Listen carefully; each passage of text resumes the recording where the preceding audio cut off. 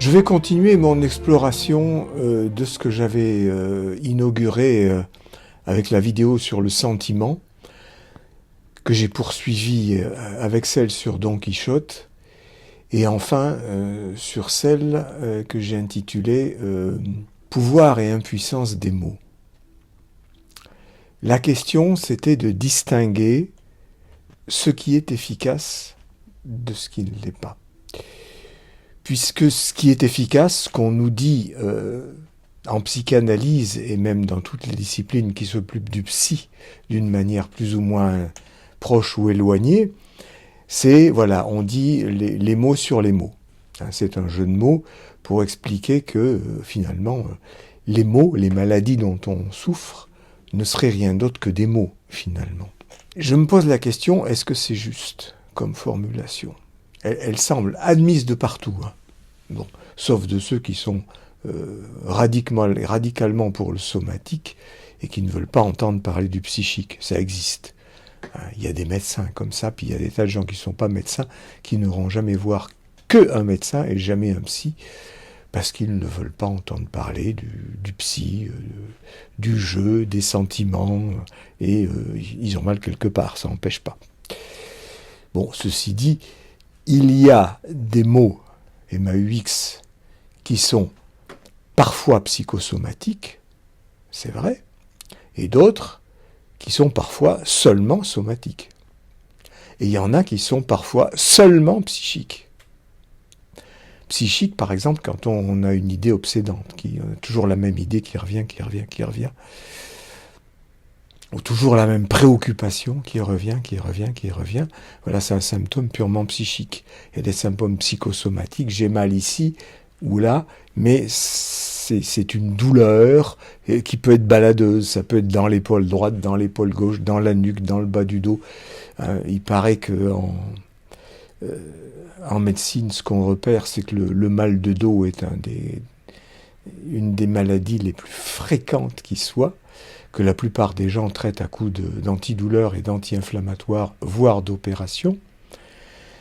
Et ce dont en particulier un médecin américain dont j'ai déjà parlé, chirurgien et pas du tout au fait de la psychanalyse, a remarqué par diverses études qu'il a faites que ça ne correspondait pas à une atteinte somatique, toutes ces douleurs qui se baladent.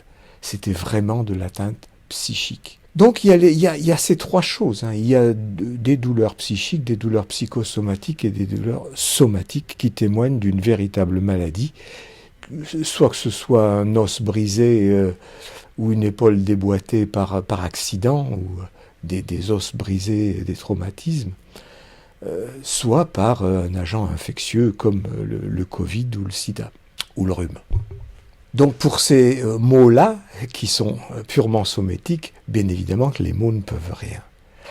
Ça peut aider toutefois si on a quelqu'un à qui parler, qui vous écoute, un médecin attentif à ce que vous dites, ça peut aller mieux que si le médecin ne fait que vous ausculter et puis dire voilà, ordonnance terminée. Ça peut aller mieux. On appelle ça l'effet placebo. Et ça marche même pour le somatique, l'effet placebo. Sauf que ça ne marche pas tout seul.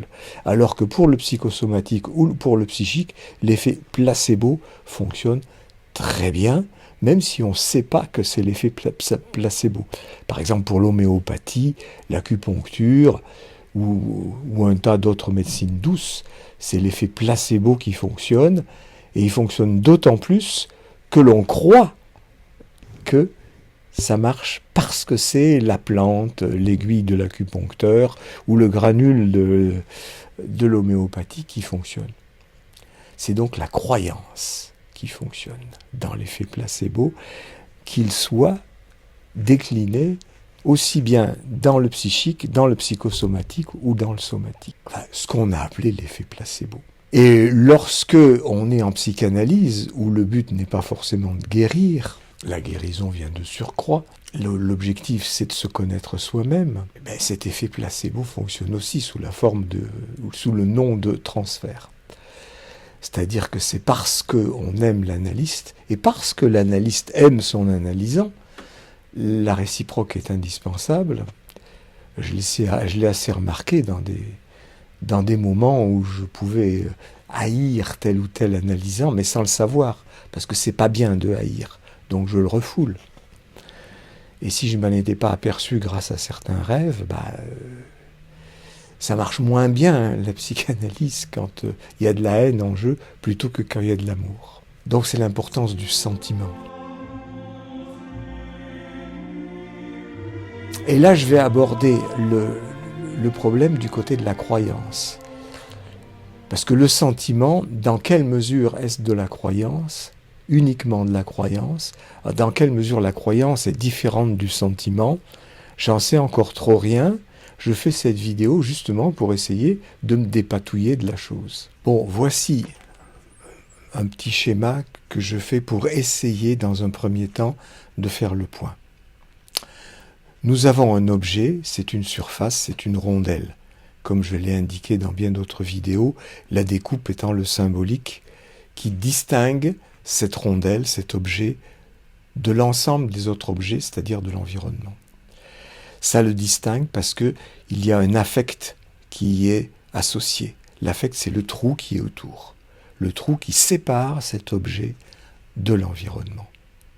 Cet affect, ça peut être de l'amour, ça peut être de la haine, parce que la haine focalise aussi l'attention sur un objet. Et cet objet peut être notre sujet. Donc c'est un objet d'amour ou de haine pour le sujet que je suis, qui est également un objet pour le sujet qui était l'autre. Et donc, ce que je transfère de moi sur l'autre, c'est ce trou, cet intérêt pour amour, haine, et auquel renvoie un intérêt pour moi, qui vient renforcer mon narcissisme.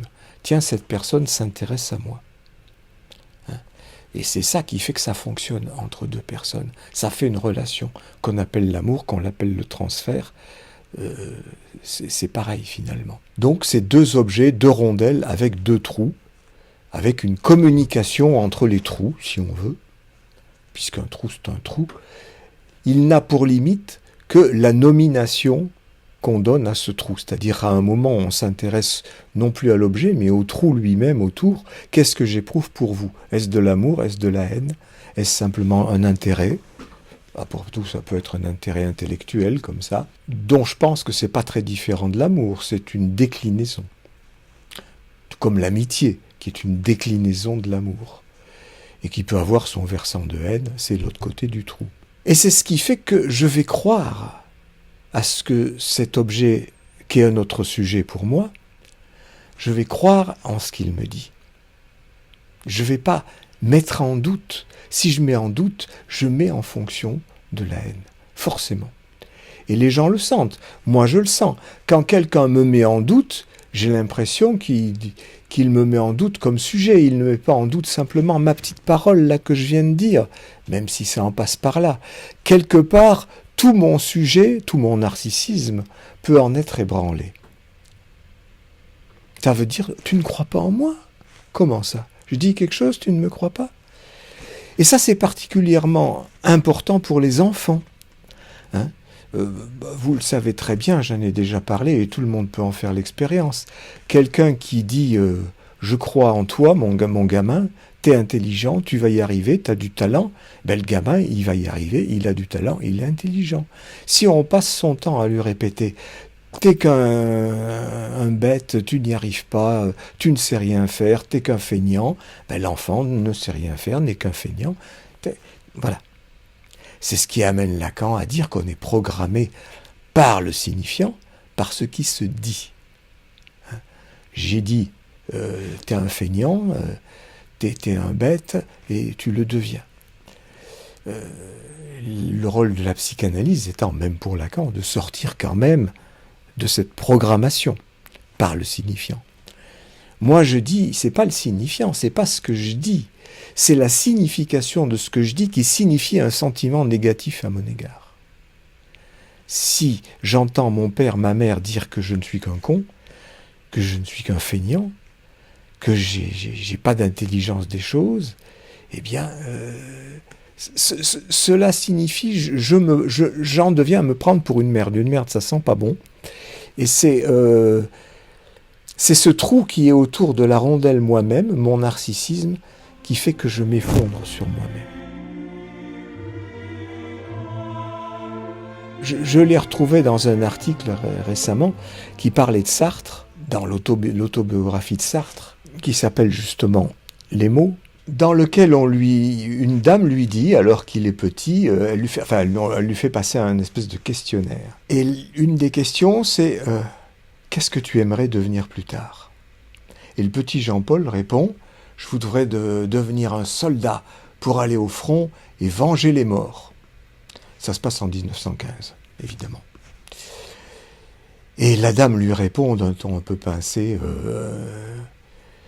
ce genre d'affirmation, mon petit ami, ça ne vaut que si on est sincère. Et bon, le pauvre Sartre, le petit Jean-Paul, s'en trouve complètement assassiné quelque part. Il se présentait comme un héros, comme quelqu'un qui a un narcissisme, qui a un joli trou autour de sa rondelle, et voilà qu'on vient le lui détruire en lui disant, en lui renvoyant de la haine finalement, parce que lui dire tu n'es pas sincère, donc tu n'es pas un héros, tu fais semblant, c'est une façon de l'assassiner. Ça se veut une morale pour prôner la vérité et la sincérité, mais en fait c'est un meurtre. Et effectivement, le petit Jean-Paul raconte que il est allé se réfugier dans sa chambre et il s'est retrouvé devant le miroir et il s'est mis à faire des grimaces dans le miroir jusqu'à des grimaces pour ne plus se ressembler lui-même, pour n'être plus qu'un monstre, puisque cette dame lui avait finalement dit tu n'es qu'un monstre, tu n'es pas sincère. Vous voyez que c'est bien son image, c'est bien son narcissisme qui a été atteint. Et il dit qu'il va jusqu'au moment où il ne voit plus qu'une espèce de méduse qui agite un petit peu sa collerette rose dans un aquarium, à une forme entre la plante et l'animal, quoi, quelque chose qui ne va plus du tout. Le psychanalyste qui rapporte ça l'interprète comme cette méduse, c'est l'objet petit a, c'est la chose, avec un grand C. C'est-à-dire quelque chose qui est le réel, hors signifiant. Mon interprétation est tout autre, parce que le petit Jean-Paul ajoute qu'il se recroqueville sur son lit, et après ça, il se recroqueville, c'est-à-dire, on imagine bien, en position fétale. Et donc, l'image de la méduse dans l'aquarium, c'est ça, c'est le fœtus dans le ventre maternel. C'est ma familiarité avec mes rêves qui m'amène à interpréter la chose comme ça. Je ne sais pas si c'est vrai ou si ce n'est pas vrai. Moi, ça me résonne comme ça dans ma psyché à moi. Comme je disais, d'une rondelle à une autre rondelle, d'un objet qui est aussi sujet à cet objet que je suis pour l'autre, et sachant que je suis sujet. Ça m'induit cette interprétation, à laquelle, de mon point de vue, l'autre psychanalyste qui parle d'objets de petit a et de choses, à mon avis, il passe à côté, parce qu'il n'a pas l'habitude d'interpréter ses rêves. Pour moi, c'est une évidence. Et là, je l'interprète lui, je ne devrais pas, mais je le fais quand même. Des fois, je dérape, vous voyez. Mais je ne devrais pas, c'est pas bien. Non, mais c'est pour indiquer comment il peut y avoir deux interprétations différentes de l'autre, et qu'on est toujours mieux inspiré de s'interpréter soi-même plutôt que de chercher à interpréter l'autre. Moi, dans mes rêves, j'ai vu ça. Des formes aquatiques qui me rappellent moi-même dans le ventre de ma mère. Voilà ce en quoi je crois. Sauf que je pense qu'en ce qui me concerne, ce n'est pas de la croyance, puisque j'ai fait l'expérience d'eux. Ce n'est pas parce que je l'ai lu dans une Bible, fût-elle Lacan, fût-elle Freud, ce n'est pas parce que j'ai cru en un prophète, fût-il Lacan, fût-il Freud, parce qu'on ne trouve ça ni chez Lacan, ni chez Freud, c'est parce que je l'ai lu dans mes rêves. Ça me vient de moi. Donc j'ai pas à y croire comme on croit à une parole révélée venant de quelqu'un d'autre, d'un prophète ou d'un Dieu. Ça me vient d'une expérience de laboratoire. Tout comme, lorsqu'on fait une expérience de laboratoire, on s'aperçoit, un jour par accident, qu'il ne se passe pas ce qu'on attendait, ce à quoi on s'attendait. pense à l'expérience de... J'ai oublié le nom de ce chercheur qui s'était amusé à voir, puisqu'il a été arrivé à obtenir un froid grâce à l'hélium liquide extrêmement proche du zéro absolu, moins 273 degrés, et il s'est amusé à voir ce qui se passait pour un tas d'objets lorsqu'on les plonge dans le grand froid. Et voilà qu'il teste un métal à l'état proche du zéro absolu. Et il pensait, telle était sa croyance, mais issue de la science, que les atomes au zéro absolu allaient se figer et que donc plus aucun courant électrique ne pourrait se passer. Or, qu'est-ce qu'il constate? À sa grande surprise, c'est que c'est le contraire. Le courant électrique passe d'une manière formidable, sans résistance. Le grand froid amène une conductivité absolue. Le contraire de ce en quoi il croyait. Bon, moi, c'est ce en quoi je crois de la science, c'est-à-dire qu'on se laisse déformer par l'expérience si l'expérience nous amène quelque chose qui est différent que ce en quoi on avait toujours cru. Ou ça se révèle être une croyance, et où ça ne l'est plus parce qu'on se met à admettre l'expérience. Je dis bien admettre et non plus croire. Parce que c'est vraiment plus la même chose. On ne croit plus en une parole, on admet des faits. Et j'ai admis ce fait qu'il m'arrivait de voir des créatures aquatiques qui étaient moi-même dans le ventre de ma mère. C'était d'ailleurs pas toujours forcément aquatique. J'ai eu des milliers d'expériences de façon différente de m'imaginer dans le ventre de ma mère. Ce qui me permet d'avoir un éventail extrêmement large et de l'entendre quand quelqu'un m'en parle. En particulier quand Sartre parle de sa méduse. Moi, j'ai jamais eu la forme méduse, mais ça me parle à ce moment-là. C'est ce que j'appelle pour moi la méthode scientifique. À l'inverse de la religion où l'on croit. L'on croit ce qu'a dit tel auteur, tel prophète, tel Dieu. Je ne résiste pas au plaisir de vous raconter une petite histoire. Ça se passe à la fin du XIXe siècle. Un écolier rentre chez lui. Il trouve sa mère dans un fauteuil avec une lettre à la main.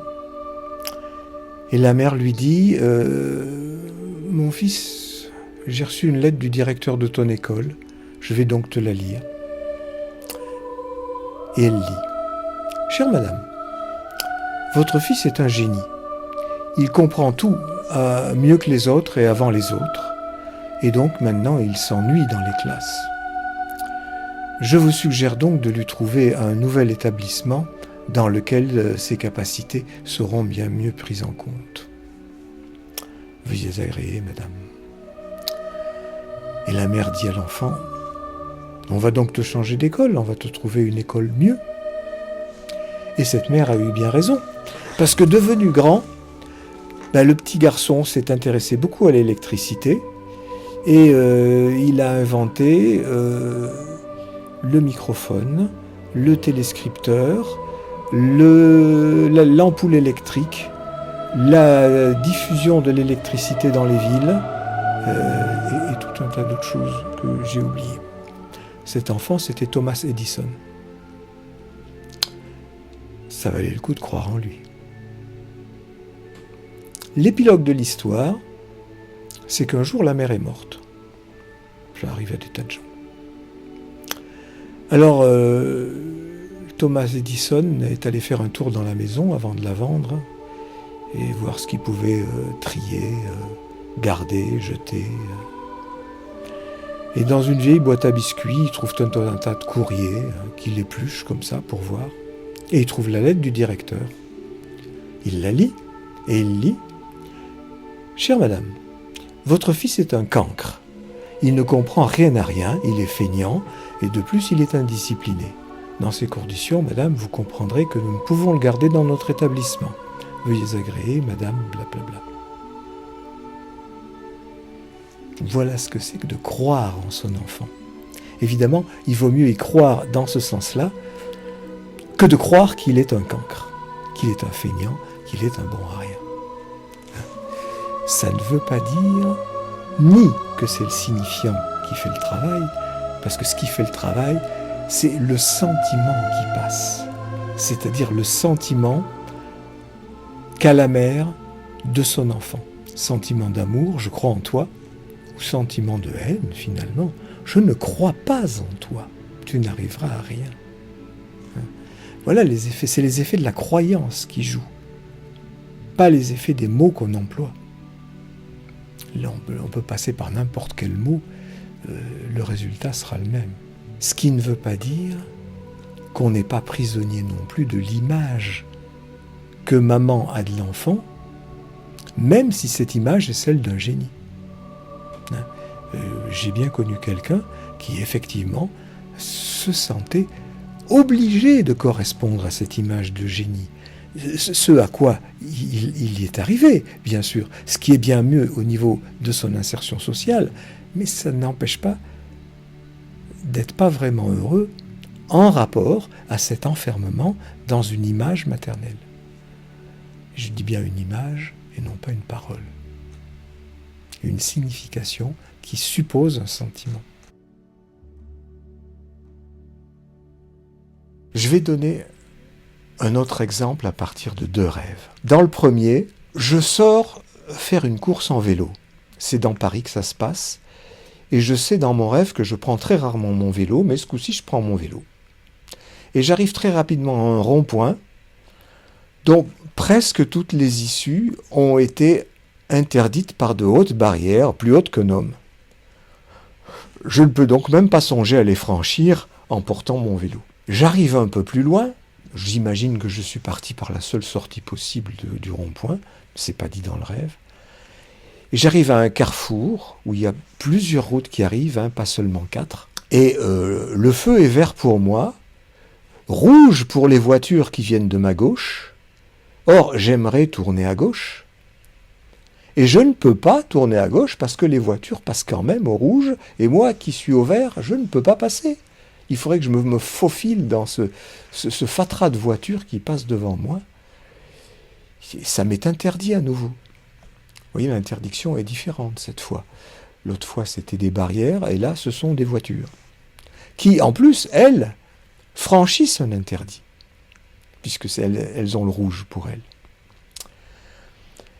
Alors, je ne sais pas comment je fais, mais je m'enfile dans une rue qui part en oblique, qui ne part pas sur la gauche directement, mais en oblique devant moi sur la gauche.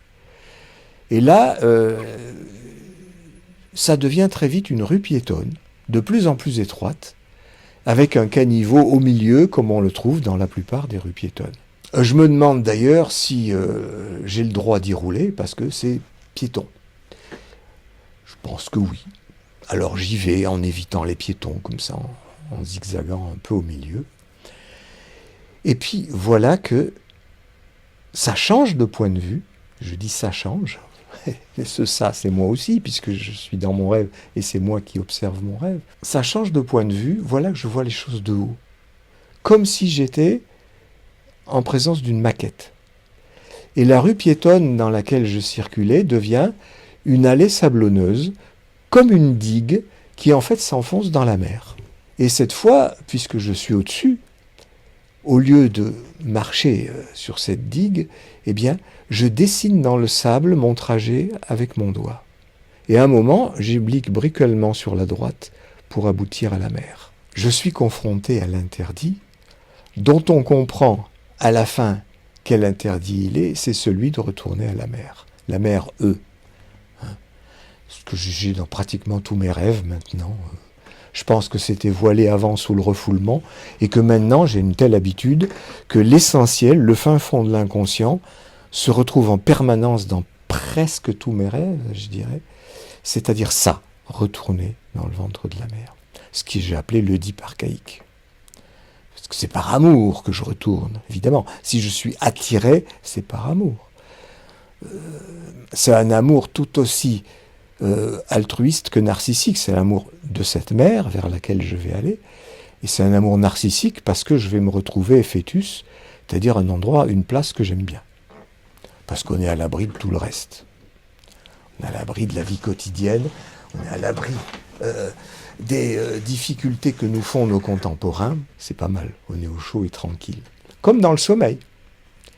Au fond, c'est ce que fait tout le monde le soir en allant se coucher. On va chercher dans le sommeil ce retrait du monde qui ressemble à un retrait dans la position fétale, que la plupart des gens adoptent pour dormir, d'ailleurs. Quand je parle des gens qui nous causent des ennuis, qui me causent des ennuis, on en trouve tout le temps.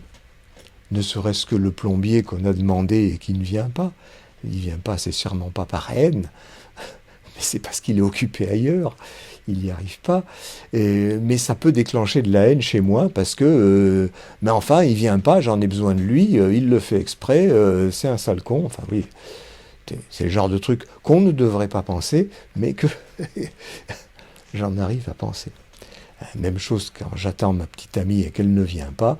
J'ai beau éprouver un amour phénoménal pour elle, il y a un moment à cet endroit-là où ça peut se transformer en haine. Parce que je suis frustré de sa présence, ça me déglingue mon narcissisme, comme la réponse de la dame pour Sartre. Ces gens qui transgressent une loi, un interdit, ce sont les voitures qui passent au feu rouge. Le feu est vert pour moi, j'ai rien fait, je suis innocent de toute chose, c'est les autres. Et ça m'empêche de passer. Ça fait le même effet que les barrières qui sont les barrières de la loi. Et là, ce sont les barrières des autres. Quand ils ne vont pas dans mon sens, c'est exactement ça, ils ne vont pas dans mon sens, ils vont au sens contraire. Je ne peux pas aller à contresens de la rue. C'est pour ça que je prends une oblique, je prends la tangente, comme on dit, qui se rétrécit de plus en plus jusqu'à avoir un caniveau au milieu. Le caniveau au milieu, c'est là où passe le pipi et le caca, c'est l'entrejambe, c'est le sexe. Et donc c'est là que je remonte, c'est de plus en plus étroit. Je me demande si j'ai le droit de rouler là en vélo, c'est-à-dire avec mon phallus entre les jambes. Et effectivement, c'est une bonne question, parce que l'inceste remonté dans le ventre de la mère, c'est interdit. En plus d'être interdit, c'est impossible. D'où je dois le savoir quelque part, puisque je prends de la hauteur et je fais comme si j'étais en face d'une maquette. Alors là, le lacanien de base se précipiterait en disant « Oui, c'est le signifiant ». Je dis « Non, c'est la représentation ». C'est le fait de me sentir différent de mes représentations, y compris de la représentation de moi-même. Je ne suis pas identique à moi-même, pas identique à la représentation que je me fais de moi-même, ne serait-ce que parce que je me fais plusieurs représentations de moi-même, qui ne sont pas toujours les mêmes selon les moments. Selon que j'ai un moment de dépression, quand quelqu'un m'a fait des misères, ou au contraire, quand quelqu'un m'a fait plaisir, et où je sens mon narcissisme un peu exalté, et où ça va mieux. Je me rends compte que je suis devant une représentation. Mon rêve représente la représentation. J'en avais parlé dans bien d'autres rêves, dans d'autres vidéos, où le représentant de la représentation, c'est-à-dire celui qui fabrique la représentation, ça peut être une machine, ça peut être une usine, ça peut être tout ce qu'on veut, ça peut être le sujet. Et là, c'est le sujet moi-même en tant que j'ai fabriqué une maquette de ce qui se passe. C'est une représentation. Ce n'est pas la réalité. Autrement dit, pour revenir à ma problématique sur la croyance, je n'y crois pas. Je ne crois pas en la réalité de la chose. Mais je crois volontiers en la représentation. Mais je sais que c'est une représentation. C'est même dit dans mon rêve que c'est une représentation. C'est une maquette. C'est peut-être même ma quéquette, puisque c'est ce que j'essaie de faire valoir avec mon vélo. C'est-à-dire que de ma quéquette, je n'ai qu'une représentation. Pareil. Ce n'est pas le pénis organique. En théorie, on dit c'est plutôt le phallus. Mais là, j'aime autant dire, puisque mon rêve me propose maquette, maquette, c'est ma quéquette. Maquette, c'est maman, en tant qu'elle pourrait faire valoir le fait que j'ai un zizi, une quéquette, en tant qu'elle accepterait la relation incestueuse. Bon, elle ne l'accepte pas, on a vu dans le début du rêve qu'il y a des barrières partout. Et des interdits, des impossibles partout. Mais je m'arrange pour y arriver quand même en représentation. Là, c'est possible. Et c'est ce que je dis souvent à mes analysants, qui se fustigent d'avoir eu un rêve incestueux, en disant « je ne devrais pas rêver de ça », ou qui se veulent fidèles à leur compagnon ou compagne, et qui rêvent de le tromper, et qui disent « je ne devrais pas rêver de ça ». Et à chaque fois, je les rassure en disant « mais si, vous pouvez, ce n'est qu'un rêve, c'est-à-dire une représentation. Il n'y a pas à croire que c'est la réalité. C'est peut-être bien la réalité du désir, mais le désir, ce n'est pas la réalité de l'acte, ce n'est pas le passage à l'acte. C'est cette distinction qu'il est essentiel de faire dans sur quoi va porter le croire, la croyance. Donc moi, je crois en ma maquette. C'est-à-dire que, comme je disais des expériences de physique, le mot croire n'a finalement plus sa place. Ce n'est plus une croyance, c'est vraiment un savoir. Je sais que c'est une maquette. Ce n'est pas la réalité. Bien entendu, dans l'expérience de physique sur le courant électrique dont j'ai parlé tout à l'heure, on est bien obligé de se rendre compte que c'est la réalité de la matière. C'est la réalité du courant électrique. Alors chez moi, c'est la réalité du désir. C'est la réalité de la représentation. Mais la représentation n'est pas la réalité extérieure. Voilà, c'est la distinction qu'il faut faire. C'est une réalité intérieure. Est-ce qu'il faut 2 mots pour distinguer les 2 réalités? J'en sais rien. Pour l'instant, je vous fais cette distinction. J'avais déjà fait une distinction entre le réel tel qu'il est employé pour tout le monde et par Lacan et les lacaniens, qui est un réel extérieur, qui correspond au réel qu'étudie la physique, à ce que j'ai trouvé dans mes rêves d'inconnus que je ne peux pas décrire, qui est un réel intérieur, et qui se présente effectivement comme un décor, qui se présente comme une réalité, mais ce n'en est pas une puisque je ne peux pas la décrire. La réalité, c'est ce que je peux décrire. Quand je ne peux pas, c'est le réel.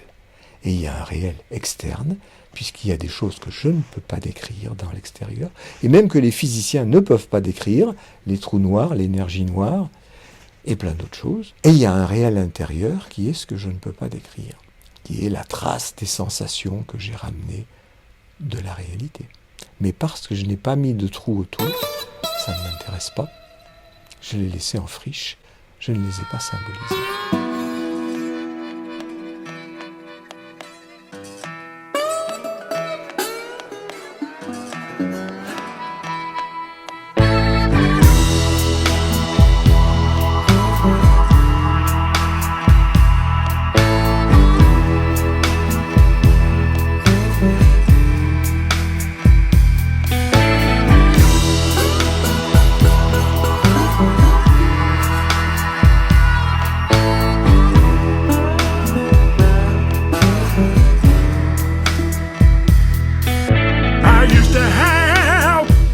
Et voyez, en mettant l'accent sur la croyance, comment on peut affiner cette distinction entre ce qui est représentation et ce qui est réalité, et ce en quoi donc on croit. Je vais vous indiquer un deuxième rêve dans lequel ça se présente différemment. C'est important de voir les choses sous plusieurs points de vue. Le rêve est formidable en ça, c'est qu'il ne cesse pas de proposer des points de vue différents, même s'il parle toujours de la même chose. Je dois remonter chez moi pour prendre quelque chose que j'ai oublié. Et je rentre dans l'ascenseur qui est tout à fait autre que l'ascenseur de mon immeuble, qui est très vaste. C'est un ascenseur assez étroit et qui est encombré d'une série d'armoires qui sont fixées aux cloisons, des armoires toutes différentes les unes des autres, autant en taille qu'en couleur. Et je ne trouve pas le panneau sur lequel il y a les boutons des étages. Je cherche, j'ouvre les placards. Ah, j'en trouve un peu plus petit que les autres, qui a effectivement la taille, la forme d'un de ces plaques de métal sur lequel il y a les boutons des étages. Je l'ouvre, à l'intérieur, il y a effectivement les boutons des étages. Et là, voulant aller trop vite, je fais une fausse manip, j'appuie sur le 2 ou le 3, je crois. Et trop tard, l'ascenseur part. C'est pas mon étage. Bon, je me dis, tant pis, je rappuierai quand je serai à l'étage. Effectivement, les portes s'ouvrent, je suis déjà au 2 ou au 3, je ne sais pas. Et là, je pense appuyer tout de suite sur le bouton du 23, qui est mon étage. Vous voyez la correspondance entre ou 2 ou 3 ou 23. Mais là, il y a deux jeunes hommes qui prétendent prendre le même ascenseur que moi. Alors je leur dis, écoutez, je monte, en espérant qu'ils vont dire on descend. Mais ils me disent on descend, mais on va vous accompagner au 23e, puisqu'on a l'ascenseur, et puis on redescendra après. Ça m'embête un peu, mais bon, je les laisse rentrer. Et c'est peut-être à cause de ça d'ailleurs qu'il y a un malentendu, je me rappelle plus bien, entre eux et moi. Et voilà qu'ils se mettent à se moquer de moi et à m'embêter, à m'insulter pendant le trajet. Et je me laisse pas faire. Je monte sur la pointe des pieds pour être plus haut que l'un des deux. Et de plus haut, je le toise en bas en lui disant « Mon gars, tu me fais pas peur et tes moqueries ne m'atteignent pas. » Et je lui dis surtout ces mots « Je m'assume ». Ce qui veut dire, en gros, tes moqueries ne m'attiennent pas. Même s'il continue. Voilà, alors au réveil, j'interprète ces deux mecs comme mes deux frères, qui se sont toujours moqués de moi. Quand j'étais petit, ils avaient 11 ans de plus que moi, donc c'était facile. Donc à la fois, ils avaient une raison de se moquer de moi, c'est que je suis un rival par rapport à maman, et puis je suis petit, donc j'y arrive pas, alors qu'eux, ils ont déjà 11 ans, ils savent faire plein de choses. Ils savent faire des travaux manuels, ils savent écrire, lire, faire de la musique, faire du sport, faire un tas de choses que je n'arrive pas à faire. Et donc ils se foutent de moi quand j'essaie de faire un peu comme eux. Ce que j'aimerais bien. Mais en général, ils me rejettent de tout leur jeu. T'es trop petit, tu y arrives pas, on te veut pas. Bon, c'est ce qui se passe dans cet ascenseur pour monter chez moi. C'est-à-dire c'est en quelque sorte l'ascenseur qui mesure le degré de mon narcissisme, le degré avec lequel je mesure mon estime de moi. Et bien justement, dans mon ascenseur, je fais ce que j'ai jamais fait avec mes frères, c'est-à-dire me rehausser pour être plus haut qu'eux, moi qui étais toujours plus petit qu'eux, et de dire, maintenant, à l'âge que j'ai, 71 ans, je m'assume. Rien à foutre de votre connerie. Autrement dit, je prends leurs mots pour ce qu'ils sont, c'est-à-dire des mots, et pas du tout quelque chose qui pourrait m'atteindre. J'ai entendu beaucoup de gens me dire « Oui, les mots peuvent tuer, les mots peuvent rendre malade, et puis les mots peuvent guérir aussi. » Oui, mais non, dans la mesure où on y croit. Si je crois que les moqueries qu'on m'adresse sont fondées, évidemment, ça peut me tuer. C'est un meurtre, comme j'en parlais par rapport à Sartre tout à l'heure. Mais si je n'y crois pas, voyez l'importance de la croyance.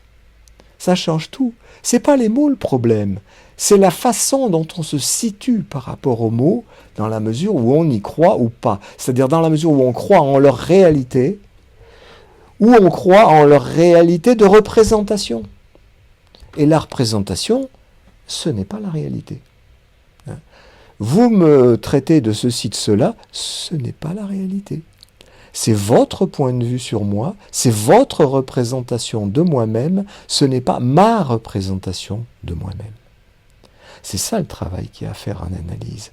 C'est pas du tout mettre des mots sur des mots, c'est permettre au sujet de s'assumer comme tel. C'est-à-dire y compris avec ses turpitudes. Comme j'en parlais tout à l'heure, j'ai fait un rêve incestueux, c'est horrible, je ne devrais pas rêver de ça. J'ai fait un rêve où je trompe ma femme, c'est horrible, je ne devrais pas rêver de ça. Ou j'ai regardé d'autres femmes dans la rue, je ne devrais pas les regarder. J'ai eu une copine comme ça qui supportait pas que je pose les yeux sur une autre fille dans la rue, quand il y avait une jolie fille qui passait avec une jupe raduque et un décolleté pas possible et un nombril voyant. On peut pas faire autre chose que de regarder, quoi. Mais je reconnaissais que je comprenais son désarroi quand j'avais mon regard comme ça qui tombait sur les jambes d'une autre fille. Et je lui disais que je le comprenais et que je m'efforçais de ne pas regarder. Mais ça me vient comme ça, je suis désolé. Ça fait partie de l'être humain. Alors les autres, je ne sais pas. Je crains que ça ne soit un peu pareil quand même, hein, enfin chez les mecs surtout, mais chez les nanas aussi. Voir un beau mec alors qu'elles sont mariées, je sais, il y en a beaucoup qui m'en ont parlé, même si elles n'ont pas la moindre soupçon de l'idée d'un passage à l'acte, reconnaître qu'il est beau et qu'il pourrait y avoir du désir sexuel, nommément, ça existe. C'est la réalité du sentiment, la réalité du désir, la réalité du sujet que je suis qui n'a jamais assez avec ce qu'il a, que je sois homme ou femme. C'est une représentation, ça ne veut pas dire que c'est un passage à l'acte. Ça ne veut pas dire que c'est une réalité extérieure, que ça va passer dans la réalité extérieure. Parfois, ça y passe. Il arrive que les gens se trompent. Ça m'est arrivé, j'ai trompé des femmes, et il y a des femmes qui m'ont trompé. C'est la vie. Ça se passe. Toute la question après reste, qu'est-ce qu'on fait de cette représentation de la tromperie? Est-ce qu'on en parle? C'est-à-dire, qu'est-ce qu'on met des mots dessus? On peut en parler à son analyste, bien évidemment, à des amis, pourquoi pas, à la personne concernée, ça se discute. J'ai eu ce débat-là dans ma tête bien souvent, parce que j'ai toujours voulu être sincère, comme le petit Sartre. Ça m'a amené beaucoup d'ennuis. Et il y a des moments où je me suis dit, il vaut mieux faire comme les autres et mentir, mais ça amène aussi beaucoup d'ennuis, parce que quand on ment, ça finit par se voir et on se fait gauler aussi. C'est la vie également. Je ne suis pas là pour écrire un traité de morale, mais pour analyser ce qui se passe, en tout cas pour moi. Vous voyez, donc le passage différent à la représentation. Dans mon premier rêve, c'est la maquette, une représentation de la réalité.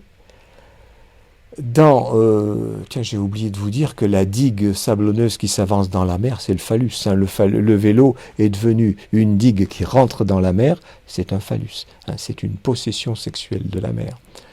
Par contre, j'ai pas compris le détour que je fais, le virage brusque que je fais en représentation sur la droite.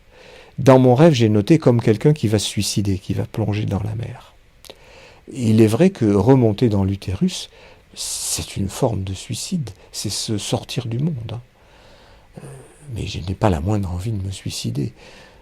Mais on peut trouver effectivement une connivence entre ces deux représentations, celle de la naissance, avant je n'existais pas, et celle de la mort, après je n'existerai plus.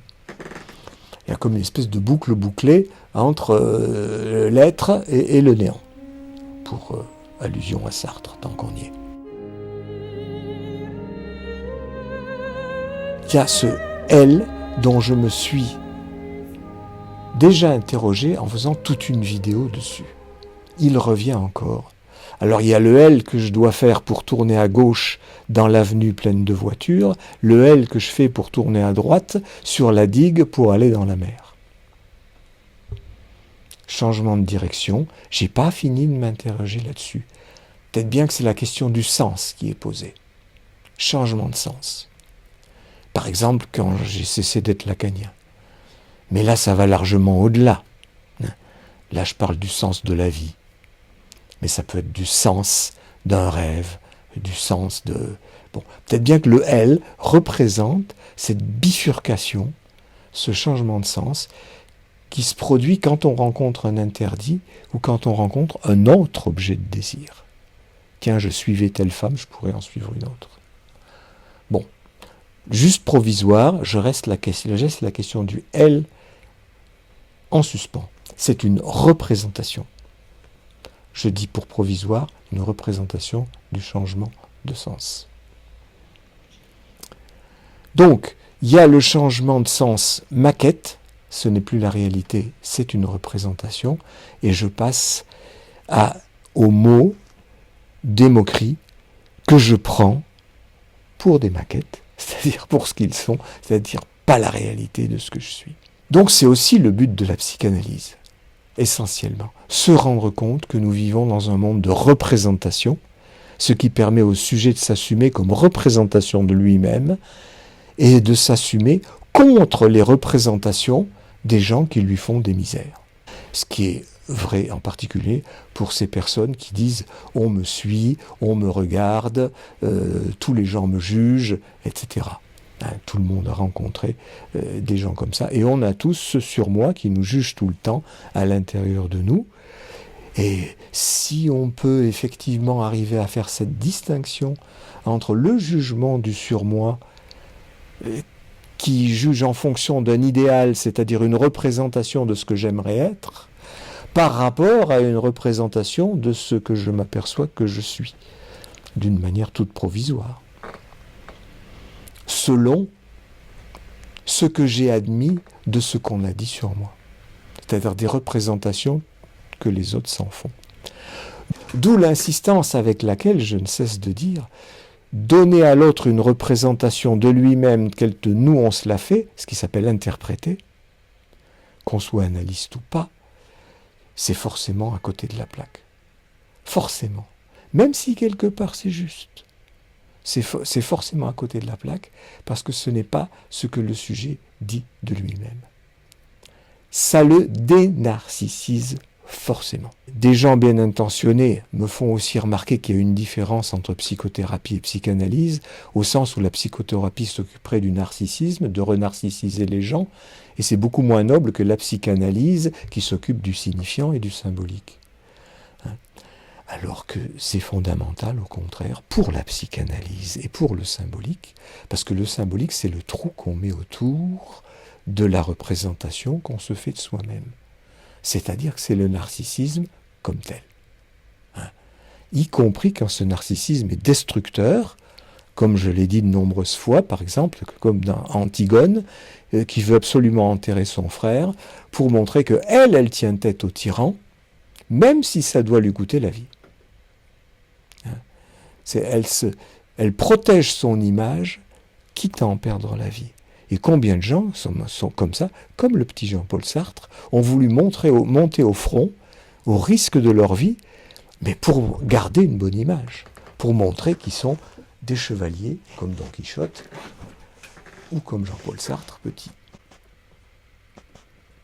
Ou moi. Je crois que de ce côté-là, je suis un peu comme tout le monde.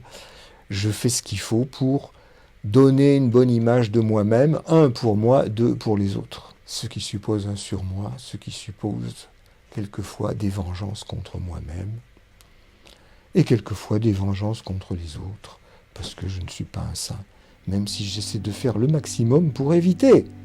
Des fois, je ne parviens pas à éviter, ne serait-ce qu'en pensée, ou en sentiment. Alors je dis toujours qu'il vaudrait mieux ne pas fixer de but à la psychanalyse, mais il faut bien en donner un si on veut que les gens y viennent. Il faut quand même leur expliquer. Alors voilà ce que je pourrais expliquer. S'il y a un but, c'est de se connaître soi-même, encore que ce n'est pas un impératif, ce n'est pas « connais-toi toi-même », comme le disait Socrate sous cette forme impérative, que Freud reprend dans un texte que j'ai relu il n'y a pas longtemps parce qu'il a été publié sur Facebook. Donc Freud le reprend dans un texte où il dit, il explique l'inconscient en parlant au lecteur, en le tutoyant, en lui disant « Tu crois que tu es conscient, tu crois que tu maîtrises tes histoires, mais en fait tu es dépendant de ton inconscient. Donc la seule chose que tu as à faire, c'est connais-toi toi-même. » Bon, je pense qu'il n'ignore pas qu'il reprend la vieille antienne de la philosophie issue de Socrate, gnotis eoton, connais-toi toi-même. Sauf que Socrate était loin de penser qu'il y avait de l'inconscient. Mais bon, moi j'ai pas besoin d'impératifs, je dirais justement, il faut sortir de ces impératifs qui sont toujours quelque part surmoïques. Et si c'est surmoïque, c'est refoulant. Si c'est refoulant, ça empêche la psychanalyse. Si on donne comme impératif « connais-toi toi-même », comme fait l'oncle Sam, vous ça fait « I want you, your country needs you ».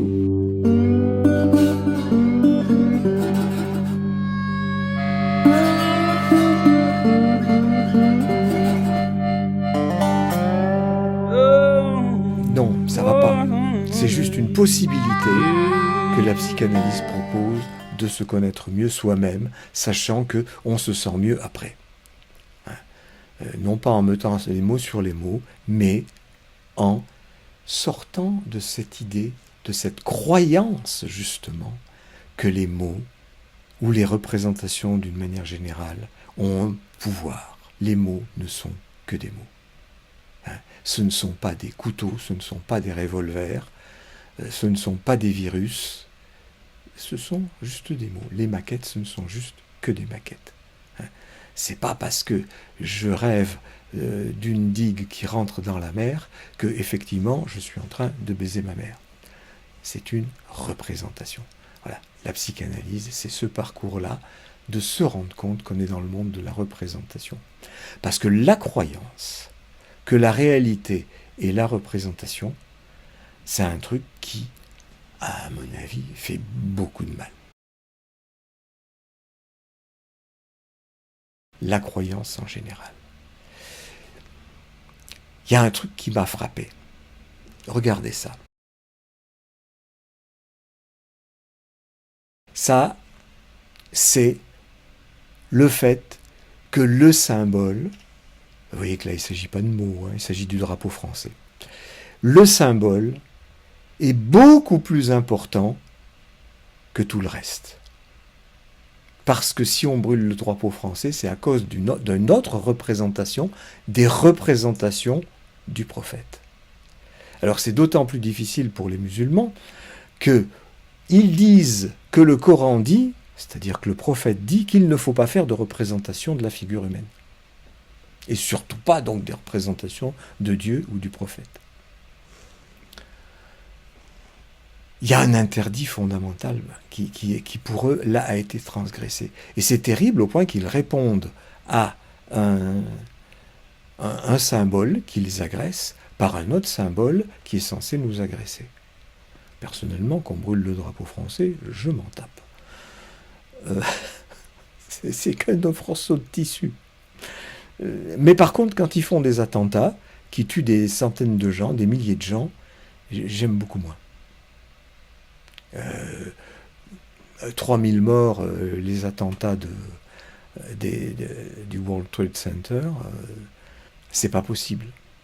Tous les morts qu'a fait Daesh alors qu'ils avaient réussi à être l'État islamique, les morts, les tortures, les viols, les exclusions, c'est absolument inouï comme passage à l'acte. Là, c'est pas du symbole. Et quand les Birmans excluent les Rohingyas, qu'ils brûlent les villages, qu'ils violent les femmes, qu'ils tuent les résistants, et qui condamnent tout un peuple à être en exil, a-t-on vu un seul drapeau brûlé, un seul drapeau birman brûlé quelque part dans le monde? Jamais. Enfin, pour autant que l'information soit bien faite. Moi, j'ai jamais vu ça. Peut-être qu'en Birmanie, puisque nous en France on a vu ces images du drapeau français brûlé, peut-être qu'aux actualités birmanes on a vu des drapeaux français, des drapeaux birmans brûlés quelque part. Moi j'ai pas vu. Et même chose, on sait le sort qui est réservé aux Ouïghours en Chine. Là aussi, c'est quasiment toute une population qu'on cherche à éradiquer. Peut-être pas comme les Juifs en les faisant passer au four crématoire, mais éradiquer comme culture, en les enfermant dans des centres où on les rééduque, à coups de privation, de bourrage de crâne, etc. On a assez de témoignages de la réalité de ces choses. A-t-on vu un drapeau chinois brûlé quelque part dans le monde? Encore une fois, sous réserve que j'ai été bien informé. Mais non, ce qui est important, c'est la représentation, c'est le symbole. Ce qui est important, c'est les caricatures de Mahomet. Qu'on ait fait du mal, en réalité, aux musulmans, et alors de façon inouïe, inimaginable, insupportable, ça ne déclenche pas la colère des musulmans d'autres pays. Mais qu'on ait touché à l'image, à la représentation, ça c'est terrible. Voyez à quel point ça peut faire du mal de croire que la représentation est une réalité. Là, il y a un souci quand même. Bon, c'était la même chose quand les chrétiens sont allés envahir Jérusalem et qu'ils ont tué toute la population. Ça a été pareil quand les chrétiens, l'empereur Constantin, pour le nommer, s'est emparé de Rome, qui croyait encore aux vieilles idoles, c'est-à-dire Jupiter, Vénus, Mars, Mercure, etc. Les conquérants de Rome se sont dépêchés de briser toutes les statues des dieux pour mettre des croix à la place. L'important, c'était le symbolique. Quand c'est que le symbolique, ça va, mais ils ont massacré pas mal de gens aussi. Et les chrétiens, c'était qui ont occupé Jérusalem.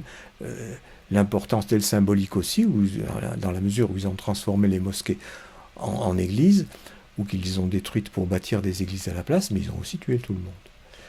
Tant que ça reste dans la représentation, ça va. Encore que les chrétiens qui ont détruit les chefs-d'œuvre de l'art gréco-romain ont empêché les générations suivantes de bénéficier d'un art qui était formidable, qui était arrivé à une apogée de l'histoire de l'art. Mais bon, ça reste dans la représentation. Mais où on voit que la représentation, c'est vraiment fondamental. C'est plus important que la vie humaine. C'est quand même terrible. Bon, on le voit dans toutes les manifestations. Chaque fois que je vois des manifestations, quelque part dans le monde, aux actualités, il y a toujours des drapeaux de la nation où ça se passe, qui sont agités avec ces grands drapeaux, vous savez, qui font 100 mètres de long et qui sont tenus par des centaines de gens. C'est toujours le drapeau de la nation. Que ce soit la Colombie, le Venezuela, la Chine, Hong Kong, la Birmanie, la Thaïlande, tout ce que vous voulez, l'Algérie, et quelles que soient les opinions des gens qui agitent ces drapeaux. Le symbole comme tel écrase les humains et toutes les opinions qui viennent soutenir tous ces drapeaux. On avait la même chose quand les nazis se sont emparés du pouvoir. Leurs manifestations croulaient sous les symboles. Les drapeaux, les croix gammées en brassard, les uniformes, les bannières, tout était symbole, était devenu symbole, mais la réalité accompagnait. C'est-à-dire, la croyance en ce symbole-là, la croix gammée, faisait qu'on allait éradiquer les personnes qui portaient cet autre symbole, l'étoile juive. Les éradiquer de la surface de la planète. C'était ça le but. Ça allait loin quand même. Et c'était au nom d'un symbole. Au nom d'une lutte entre symboles. Pris pour la réalité. Des représentations qu'on croit équivalentes à la réalité. Je parlais de la quasi-éradication de la statuaire grecque et des peintures gréco-romaines. Le temps y a contribué, surtout pour les peintures, mais le fait d'avoir détruit des temples et des statues a fait disparaître une foule de choses qui nous sont arrivées que grâce à quelques pièces qui ont été enterrées et qu'on a retrouvées et déterrées des siècles après. Et grâce à l'éruption du Vésuve, qui nous a permis de retrouver aussi certaines peintures gréco-romaines et des statues, qu'on n'aurait pas retrouvées autrement.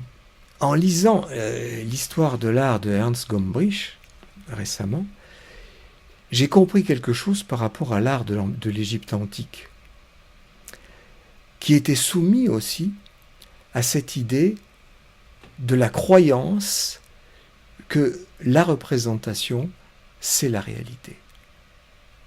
Bon, voyez cette toile de Dali, c'est un raccourci. C'est ce qu'on appelle en art un raccourci.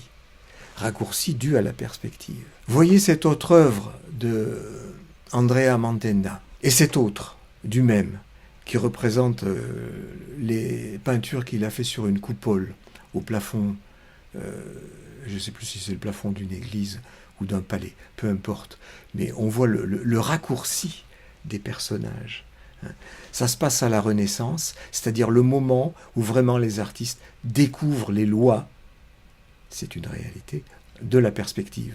C'est une réalité, c'est-à-dire c'est symbolique, c'est pas du réel. Ils ont compris les lois de la diminution des proportions au fur et à mesure que l'objet s'éloigne et dans quelle proportion mathématique ça diminuait. Et ça s'applique pour les paysages et ça s'applique pour le corps humain. Mais le fait que ça s'applique pour le corps humain, eh bien, ça explique finalement la peinture égyptienne, à rebours. La peinture égyptienne, parce qu'il est hors de question de faire un raccourci. Parce que si on raccourcit un membre, vous entendez, hein, un membre, quelque part il y a de la castration dans l'air. C'est mon interprétation. Mais dans ce qui est explicité par les historiens de l'art, ils ne parlent pas de castration, évidemment. Ils disent que si on avait fait un raccourci, ça aurait risqué de raccourcir aussi le bras ou la jambe de la personne dans la réalité. Parce qu'il y avait croyance en ce que la représentation, c'était la réalité. Il allait y avoir un dommage à la personne. Alors si en plus, la représentation est celle d'un dieu, Horus, Osiris, Bastet, qui vous voulez, c'est pas possible. On ne peut pas faire ça à un dieu. Et certainement pas au pharaon, enfin les personnes qui sont représentées. Et c'est la raison aussi pour laquelle, je ne sais pas si vous avez remarqué, mais il y a cette espèce d'aberration qui a à la fois de la face et du profil dans chaque personnage représenté. Les yeux sont représentés de face, tandis que le visage est représenté de profil. Pourquoi le visage est-il représenté de profil? Parce que, de profil, le nez se voit. Les historiens de l'art disent c'est parce qu'il faut que le nez se voie et on représente l'objet selon le point de vue qui fait le mieux voir ce qu'il y a à voir. Tandis que de face, il faut opérer un raccourci. Ça se joue aussi rien qu'au niveau du nez. Il faut l'aplatir en quelque sorte, tout en mettant les ombres qu'il faut pour lui donner l'apparence du volume. Mais si on l'aplatit, c'est comme si on le coupait, c'est une castration, c'est pas possible. Donc, on représente de profil. Les yeux, c'est le contraire, c'est-à-dire que c'est la même chose. Les historiens de l'art disent, c'est parce que c'est de face qu'on voit le mieux les yeux. Mais dans un profil, il faut les représenter de profil. Et si on les représente de profil, les yeux sont beaucoup plus petits. Il manque quelque chose à la représentation. Et qu'il y a un manque dans la représentation, c'est pas possible. On ne peut pas faire ça aux dieux, aux pharaons, etc. On évite la castration parce qu'on croit à la réalité de la castration, qui n'est qu'une représentation. Et on croit que la représentation, que toute représentation, c'est la réalité. C'est la source de l'angoisse de castration. C'est parce qu'on croit en la réalité de la chose. Ce n'est que de l'imaginaire. De là vient aussi la connotation péjorative de l'imaginaire dans le champ lacanien. Cet imaginaire, parce que ce n'est pas la réalité, et parce que ce n'est pas le symbolique. Donc c'est pas bien, tant que c'est imaginaire. D'où l'effort de Lacan d'en revenir au réel, dont il se trompe complètement dans la définition, puisqu'il parle de la réalité, en fait, tout en disant qu'il distingue. Mais c'est pour se défaire de cet imaginaire qui est pas bien, parce que dans l'imaginaire, il y a la castration. Il suffit de l'admettre comme une représentation. Et on n'est pas obligé d'assumer la castration, comme ils disent. Alors, ils disent l'assumer, qu'est-ce que ça veut dire? Je disais tout à l'heure, j'assume mon moi-même. Alors, si on l'entend assumer la castration comme l'assumer comme un imaginaire qui n'est pas dans la réalité, je veux bien. Mais la plupart du temps, ce n'est pas dit comme ça dans le champ lacanien. C'est plutôt dit sur le fait, il faut admettre que chez une femme, c'est comme ci, et chez un homme, c'est comme ça. C'est-à-dire admettre la réalité de la différence des sexes. ce que je crois tout le monde a admis une fois qu'il est devenu grand, c'est les enfants qui ne l'admettent pas. Tout le monde l'a admis dans le conscient. Et pour l'admettre dans le conscient, il faut le refouler dans l'inconscient, le fait qu'il y a eu castration. Donc, ce qui veut dire que, en fait, on ne l'admet pas, on n'y croit pas. On fait ceux qui y croient, et en même temps, on n'y croit pas. Bon, moi, à force de rêver de castration, je peux dire que je n'y crois plus du tout dans la réalité. Mais j'admets un fait, qui n'est pas une croyance, qui est le fait de ce que j'ai cru quand j'étais petit, qu'il s'agissait d'une castration. Et mon inconscient continue de le croire. Mais je mets cette distinction entre la croyance et moi. Ce n'est plus une croyance, c'est un fait de croyance, de quand j'étais petit, et qui ne vaut plus pour mon conscient d'aujourd'hui. Pas la même chose quand même. Donc voyez, dans toutes ces représentations, de même, on représente le torse de face et non pas de profil, parce que, nous disent les historiens de l'art, c'est de face qu'on voit mieux le torse. Parce que si on se met de profil, on le réduit de volume, on lui enlève quelque chose, on ne montre pas la totalité du torse, ça serait couper quelque chose au dieu, au pharaon, etc. Et en plus de profil, vous voyez, il manque un bras. C'est la catastrophe, c'est pas possible. Il faut absolument montrer les deux bras. Ou comme ça plutôt. Là, ça fonctionne, mais j'arrive pas à faire les yeux de face en même temps. Hein. Je suis désolé. Il faut être un peu tordu, mais peu importe, puisque c'est de la représentation, ils savaient tordre les personnages, les représentations plutôt, pour les rendre conformes à la réalité de leur point de vue qui prend la représentation pour une réalité. Alors, pas plus tard qu'hier soir, j'ai vu un petit reportage sur Arte à propos des problèmes frontaliers qui restent entre l'Albanie, le Kosovo, la Serbie. Vous savez que ça a déclenché des guerres meurtrières dans les années 90. Et actuellement, c'est apaisé, mais bon. Et on nous fait un reportage sur des entrepreneurs qui essaient de faire du lien entre Serbes, Kosovars et Albanais. Entre autres, il s'agit d'agriculteurs qui font des fraises. Et voilà, on nous montre un entrepreneur serbe, je ne sais plus si c'est au Kosovo ou en Albanie, quelque part, emploie des travailleurs immigrés serbes. On nous montre un entrepreneur donc, qui fait des fraises, et qui, pour ramasser ces fraises et pour les cultiver, emploie des travailleurs immigrés albanais. Et l'un de ces travailleurs arbore un t-shirt avec la carte de la Grande Albanie, c'est-à-dire une Albanie rêvée, idéale, des Albanais, qui mord largement sur le territoire serbe. Et le propriétaire des fraisiers lui demande d'enlever son t-shirt parce que ça risquerait de choquer les Serbes avec lesquels il va travailler, ou en traversant le village, qui est un village serbe, ça allait choquer les gens. Et l'ouvrier enlève son t-shirt sans faire de problème.